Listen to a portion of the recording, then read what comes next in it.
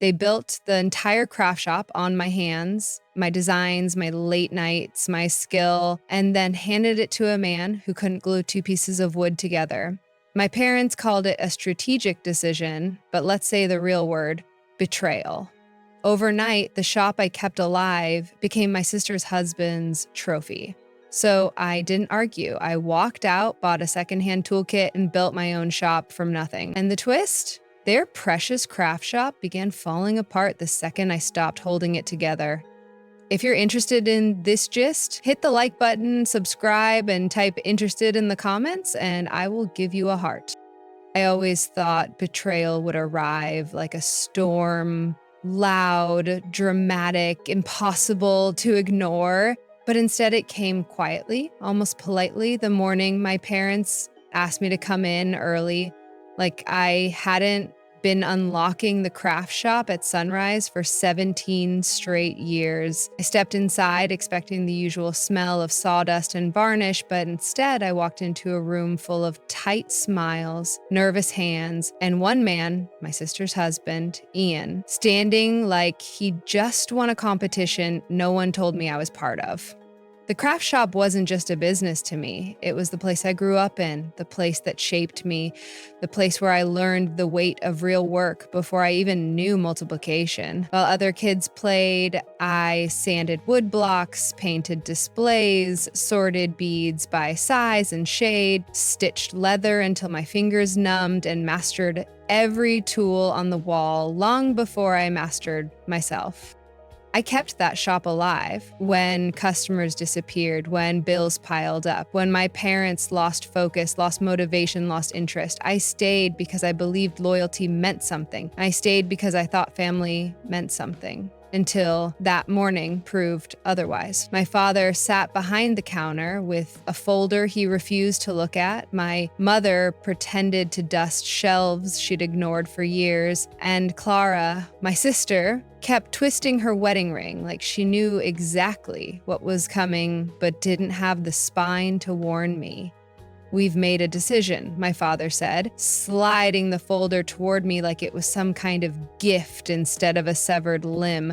"We're transferring the craft shop to Clara and Ian." It didn't hit me immediately. Shock is slow and cruel. It lets the words settle like dust, then pushes them deeper until everything inside feels tight. I looked at them, at all three of them, waiting for the punchline. Nothing, not even a twitch of guilt. "Transferring?" I asked quietly because rage hadn't arrived yet. "As in giving them the shop?"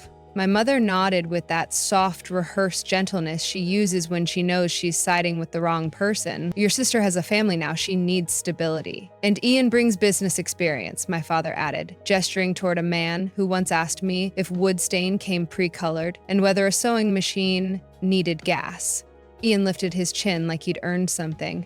"I'll take the shop to the next level," he said smugly. "We need leadership, vision." I stared at him, stunned at how confidently incompetent he was. "I've run this shop for years," I said slowly. "I've worked every holiday, every weekend, every closing shift, kept this place from collapsing when you didn't care enough to show up." Clara finally whispered, "Please don't make this ugly." Ugly. That word did it. Something cold settled in my chest, tightening everything into perfect clarity. "So you're taking the shop from the daughter who built it," I said, "and giving it to the son-in-law who barely knows the difference between pine and cedar?" My father sighed. "This is what's best for the family." I replied, "This is what's best for your image." That was the truth. They didn't want the hardworking daughter who kept the business alive. They wanted the polished couple who made them look modern and successful on paper, in photos, in conversations with relatives. They wanted the illusion. I was the backbone. But backbones aren't pretty. I realized then that nothing I had done, none of the years, the labor, the sacrifices, had ever been enough to outweigh the convenience of choosing someone else. And that realization didn't break me, it freed me. I didn't yell, I didn't cry, I didn't beg. I simply removed my work apron, folded it neatly, placed it on the table between us, looked each of them in the eye, and said the only thing left to say, Then I quit. My mother gasped. Clara grabbed Ian's arm like I was a threat. My father stood up, shouting something about responsibility, family, commitment, but his voice sounded far away, like I'd stepped into a different world. Maybe I had. I walked out of the shop without looking back, the bell above the door chiming like it was announcing a funeral. And maybe it was. Not mine. Theirs. When I stepped out of that shop, the cold morning air didn't just hit my face, it slapped me awake, like the universe was saying, finally, you stopped letting them use you. But even as I walked, even as my feet moved on autopilot down the sidewalk, there was this tight ache in my chest, the kind that comes when everything you believed in gets yanked out from under you. I didn't know where I was going. I just knew I couldn't breathe in the same air as the people who decided I was disposable. The street looked normal, cars passing, kids rushing to school, a woman yelling at her dog for eating garbage, but the normalcy felt insulting, like the world should have paused for at least a minute to acknowledge the collapse of my entire life. I finally stopped at the little park 3 blocks away, the one with rusty swings and a bench that always creaked like it was complaining about being sat on. I sat there anyway, staring at the craft shop keys in my hand, the same keys I'd carried since I was 16, now nothing more than scraps of metal with no purpose. My phone buzzed once, twice, 5 times. I didn't look until the buzzing became unbearable. Mom, please come back so we can talk. Day, you're acting childish. This is a family decision. Like, I'm sorry, but you're overreacting. Ian, you quitting is unprofessional. Let's try to handle this as adults. Unprofessional for a man who didn't know how to hold a glue gun properly. I turned the phone off before the rage made me throw it into traffic. I sat there with my head in my hands, breathing slow, steady, deliberate, trying to keep my heart from ripping itself apart. That's when I heard footsteps approach, the soft, familiar kind that didn't need to be announced. Luke, he didn't say a word at first. He just sat next to me and handed me a hot coffee like he had rehearsed this moment years ago. I took it without speaking. So, he finally said quietly, they did it. My throat tightened. I nodded. They gave it to him. Of course they did, he muttered. Your parents have always mistaken loud men for leaders. That pulled a small, unwilling laugh from me, one that sounded more like a sigh. I shouldn't be surprised, I whispered, but it still hurts. It's supposed to, he said. Betrayal doesn't feel like a knife. It feels like somebody unplugged you and walked away with the cord. I stared at the ground. I gave them everything. You did, he said, and now you give yourself everything. I looked at him, confused. He shrugged. So what's next? Next? I repeated, the word twisting in my mouth. I don't even have a job. You don't need a job, he said. You need a shop. I froze. He didn't look away. Your shop, he clarified. Yours alone. The thought cracked something open in me. Not fear, not doubt, but possibility. Bright and dangerous. I don't have the money, I said. You don't need much to start small. I swallowed. And what if I fail? Then fail loud, he said. Fail in their direction. That made me laugh again. You think I can do this? No, he said, and my mouth dropped. I know you can do this. The certainty in his voice shook me more than the betrayal had. Before I could respond, a familiar car screeched into the parking lot like a tornado in denial. My mother jumped out, hair messy, breath frantic, eyes wild. Get in the car, she cried, right now.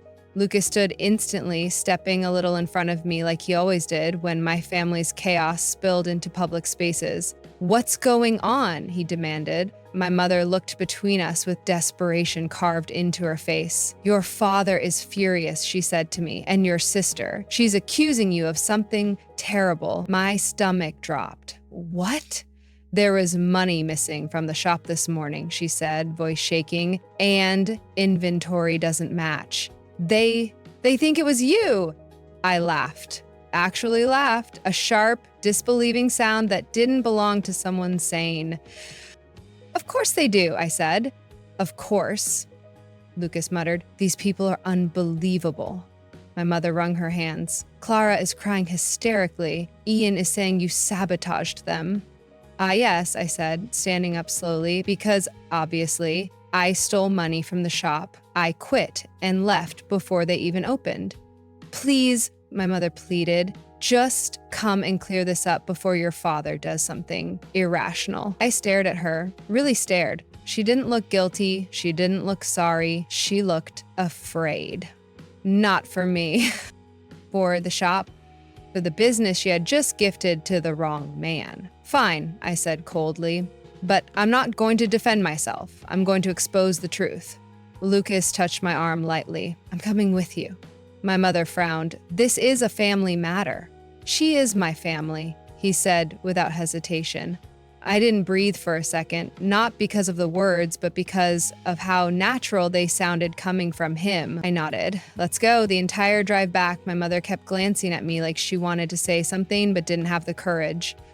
I didn't ask. I didn't care. My focus was sharp, my pulse steady, my resolve colder than anything betrayal could freeze. Because I knew one thing. If they wanted a villain, they were about to meet one. Not because I was guilty, but because they had finally given me a reason to stop protecting them.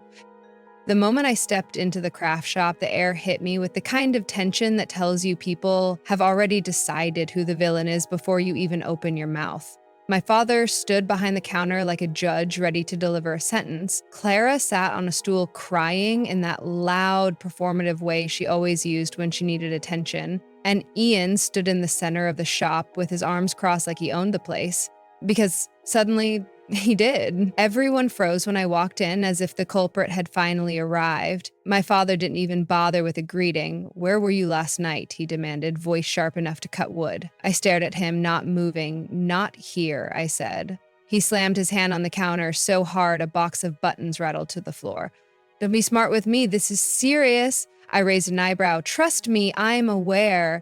He jabbed a finger toward the register. $200 are missing, inventory numbers are off, and Ian says, you were the last one to... I quit yesterday, I interrupted, my voice calm, terrifyingly calm. I didn't touch a single thing after I walked out that door. Clara let out a broken sob. Who else would have done it, she cried. You were angry, you stormed out, you could have come back.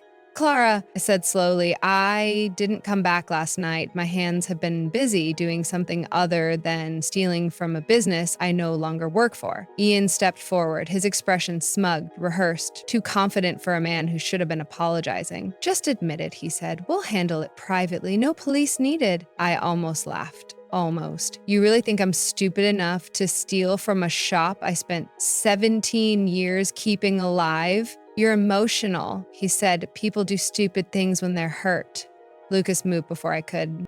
He stepped in front of me like a shield. You don't get to talk to her like that, Ian scoffed. This doesn't concern you. She concerns me, Lucas shot back. So yes, it does. My father glared at him. This is a family matter. Lucas didn't flinch. Then maybe act like a family. I watched all of them. The fear, the confusion, the denial, and then something dangerous settled inside me. Clarity. You want to accuse me? I said softly. Fine. Show me the evidence. My father gestured toward the register. The cash drawer is short. Show me the footage, I said. There is no footage, Ian cut in quickly. Camera malfunction. Lucas tilted his head. Malfunction? When did it malfunction? Ian hesitated for half a second, just half, but it was enough. Last night, he said. I smiled. A slow, cold smile that made Clara flinch. Convenient. Coincidence, Ian replied. Coincidences don't panic when questioned, I said. His jaw tightened. You're accusing me? I'm observing, I said. You're reacting. My mother stepped forward, wringing her hands. Please, let's not fight. Fight? I repeated. Mom, your new son-in-law framed me. He literally pointed a finger before anyone checked the fact. My father snapped. If not you, then who? And as if the universe had been waiting for its cue, the door chimed. All heads turned as Mrs. Grenfield, the elderly woman who bought half our embroidery kits every week, shuffled inside holding a piece of paper. "I found this outside," she panted. "Thought it fell from the counter." I took the paper from her hand. A receipt. A $200 sale. Timestamped this morning before opening hours. And at the bottom, Ian's employee ID. I felt my pulse steady, my breath slow, my anger sharpened into something surgical. "Interesting," I said, holding the receipt up. "A sale before the shop opened, logged under your ID." Ian's face turned ghost white. Clara blinked rapidly. "Ian?" Lucas crossed his arms. "Go on," he said. "Explain." Ian's mouth opened, closed, opened. The system must have glitched. Someone used my login, maybe the register auto-printed. "Or," I said, stepping closer, "you took the money, panicked when you messed up inventory, and blamed me because you knew my family would believe a liar before believing a daughter." My father sputtered. This doesn't prove..." "Dad," Clara whispered, staring at her husband in horror. "Why is your ID on the receipt?" Ian snapped. "Stop talking." "No," I said. "Let her finish." Clara looked at him like she was seeing a stranger. "You told us she did it." Ian pointed at me, face twisted. "She quit. She abandoned us. She forced me to take charge. She's the reason everything fell apart." "Correction," I said. "I'm the reason everything held together in the first place." He lunged toward me, finger raised, rage boiling out. Lucas stepped in between us like a wall. "Touch her," he said quietly, "and I swear you will regret it." My mother gasped. My father yelled. Clara sobbed. Ian trembled with fury. And I just stood there, the calmest person in the room, because I finally understood something with terrifying clarity. I wasn't the villain. I was the threat. And the moment I quit, their new kingdom started collapsing, and they knew exactly why. The moment Ian's lie cracked open, the room didn't explode the way I expected. It collapsed inward, like a building whose foundation had been rotting for years. Nobody spoke at first. My father's face twisted between denial and dawning realization. My mother's hands shook, as if she finally understood the weight of her silence, and Clara stared at her husband like she was seeing a mask peel off in slow motion. But Ian reacted exactly the way cowards do when the truth corners them. He doubled down. "This means nothing," he snapped, his voice sharper than glass. "Anyone could have used my login at 7:58 in the morning before doors opened." Before staff arrived, before the alarm was even disabled. I said, my voice steady enough to make Clara shiver. "Try again." Lucas stepped closer, not touching me, but close enough that it felt like a warning to anyone who tried to. "Just own it," he told Ian. "You got caught." Ian's eyes darted wildly, desperately, searching for someone, anyone, to believe him, and for a second, he found his victim. "My father." "You don't actually believe this receipt over your own son-in-law," Ian said, pointing at me as if he was pointing at the root of all evil. "She's trying to sabotage us. She's jealous. She always wanted this shop for herself." "I did have this shop," I said, my voice low, cutting through the room like a blade. "Until you married into the family and convinced them you were some kind of visionary." "I am a visionary," he shouted. "You're a liability," says the guy who can't read an inventory sheet, I replied. "Says the guy who thinks a craft shop runs on vibes and Instagram filters." Clara inhaled sharply, like she had been slapped by a truth she didn't want to acknowledge. Ian ignored her. "You're twisting everything. She quit, she left, she abandoned us." "Stop saying abandoned," I snapped.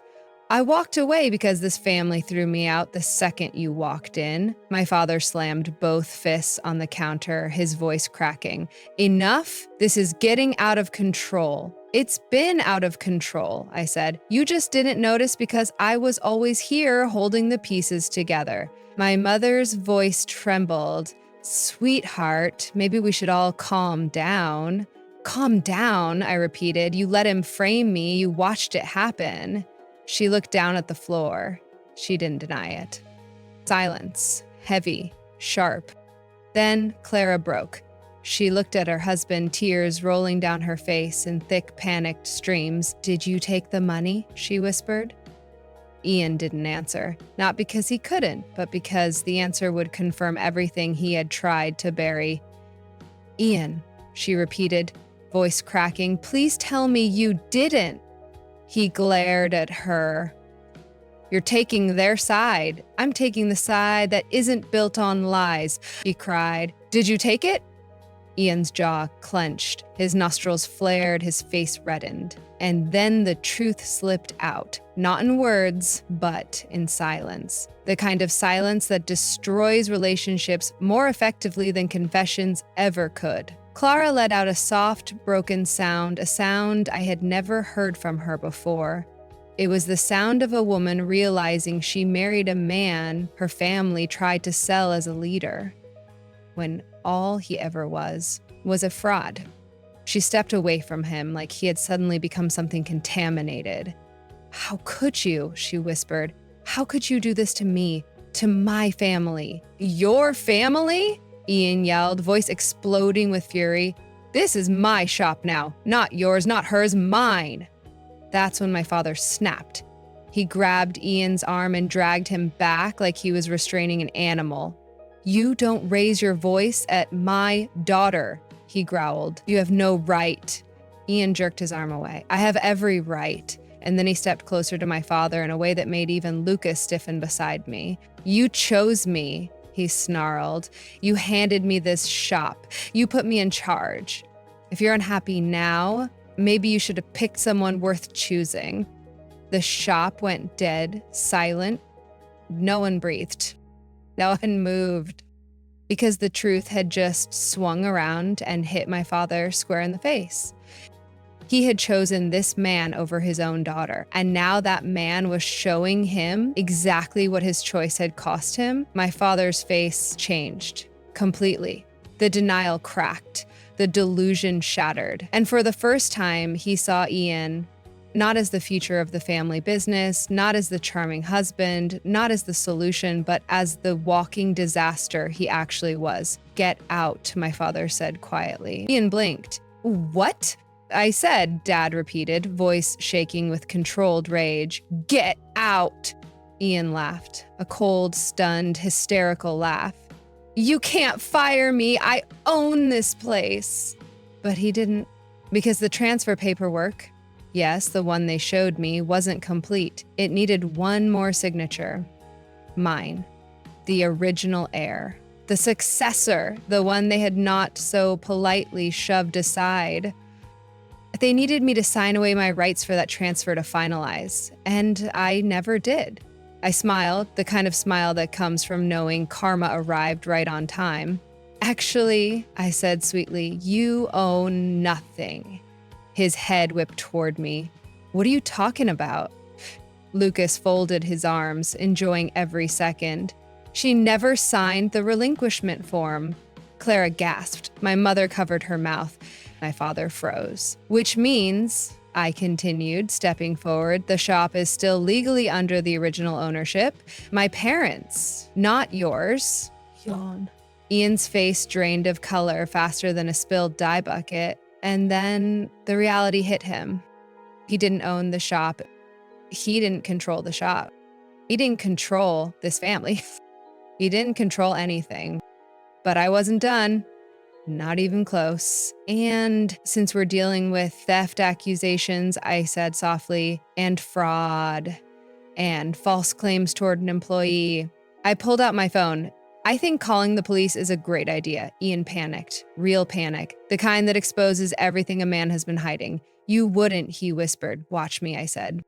But before I could dial, Clara grabbed my wrist, not to stop me, but to say something that made the entire shop freeze. She stole more than money, she whispered, trembling. There's something else you need to see. And just like that, the story didn't just twist. It ripped open into something none of us were prepared for. Clara's voice was shaking so hard I thought her ribs would crack from the strain, but her grip on my wrist was iron. Cold, desperate, terrified. Everyone went still. Even Ian stopped breathing. My father's eyebrows pulled together. My mother's hands trembled against her chest. Lucas went rigid beside me, like he was bracing for an explosion none of us could predict. And Clara, She looked like a woman who had finally realized she'd been living with a stranger. What do you mean, something else? I asked quietly because her expression told me this wasn't small. This wasn't about $200. This was bigger, deeper, rot that finally rose to the surface. Claire swallowed, her chin wobbling. He didn't just take money, she whispered. He took materials, orders, custom projects, expensive ones. My father stiffened. What are you talking about? He's been doing side jobs, Clara said, voice cracking, using the shop's supplies, the shop's clients, the shop's tools, and pocketing the money. My father turned to Ian slowly, like a tower preparing to fall. Is that true? Ian's jaw clenched so tight you could see the muscle twitching. She's exaggerating, he snapped. I was networking. Networking, I repeated, unable to hide the laugh that slipped out. So you stole supplies, stole customers, and stole time from a shop that isn't even legally yours. It's basic business, he embarked. You wouldn't understand. Lucas let out a low whistle. My guy, even toddlers understand stealing is wrong. My mother stepped back like she was afraid Ian might explode. My father looked like he was about to combust. But Clara wasn't finished. She shook her head frantically, tears spilling over. There's more. He's been telling people the shop was failing, that we needed investors. He's been meeting with buyers behind Mom and Dad's back. The room snapped into sharp silence, the kind that cuts the air into shards. Buyers. He was planning to sell the store.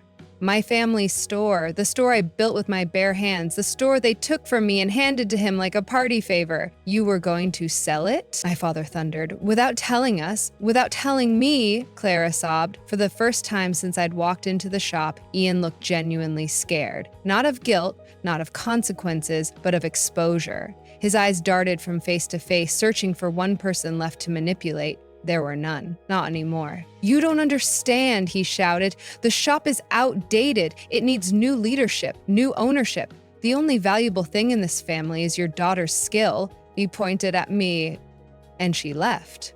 Because you pushed her out, Clara whispered. He ignored her. I was trying to protect us, protect the family, protect our future. By stealing, I asked. By lying, Clara's voice cut through him like glass. By using me, she took a step back, staring at her husband as if seeing a monster she'd accidentally invited into her home. Every night, she whispered, you told me you were working late. Were you with Buyer? Ian didn't answer. Silence was the answer. She let out a sob so raw, it made even Lucas step back. I married you, she choked out. I trusted you. I fought for you. I defended you. I let my sister lose everything because I thought you were worthy of this shop. I am worthy, Ian screamed. No, she cried. You never were. And then she pulled something out of her bag, a folder, thick, stuffed, heavy. She held it like it was radioactive. You want evidence? She said, voice trembling but loud. Here. She handed it to me like she couldn't stand the weight of it anymore. I opened it. Invoices, receipts, duplicate orders, tool rentals under fake names, material requests routed to a P.O. box, payments from clients redirected to Ian's personal account, all dated within the last month, all hidden, all intentional, all damning. You've been bleeding this shop dry, I whispered, planning to sell it empty, then walk away with the payout. Ian's face twisted into something animalistic. You don't get it. This family is weak, soft. I was fixing it.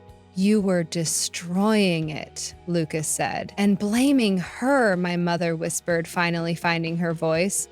My father shook his head slowly, like he couldn't believe he had ever been blind enough to trust this man. Get out, he said quietly. Too quietly. Ian laughed bitterly. No, not without my share. You don't have a share, I said. You never did. Once the shop sells, It's not selling, my father roared. You are done. Ian's mouth twisted into a sickening grin. No, he said. You're done. He pointed at Clara. You're bankrupt without me. And you, he turned to my father, you're too old to run this place. And you, he pointed at me, you think you're better than everyone, but your family doesn't even want you. He smirked. That's why they gave it to me. For the first time since this nightmare began, my father spoke with absolute clarity. We made a mistake, he said. No, I replied, my voice calm as ice. You made a series of mistakes, and now you're finally seeing the consequences. Ian's face contorted. Rage, fear, desperation, all fighting for control. I'm not leaving, he shouted. You can't make me. Actually, Lucas said, stepping forward. We can, he reached out, calmly, and opened the front door. Get out, he said softly, before this gets uglier. And then the moment none of us expected happened. Lara walked to the door, looked her husband in the eye, and whispered so quietly the world had to lean in to hear it. We're leaving you. Ian froze. Clara didn't. I'm done, she said. With your lies, with your greed, with choosing you over the person who always had my back. She looked at me, and for the first time in our lives, she saw me. I'm so sorry, she whispered, and then she pushed past Ian, grabbed her keys, and walked out of the shop. My mother cried, my father sagged.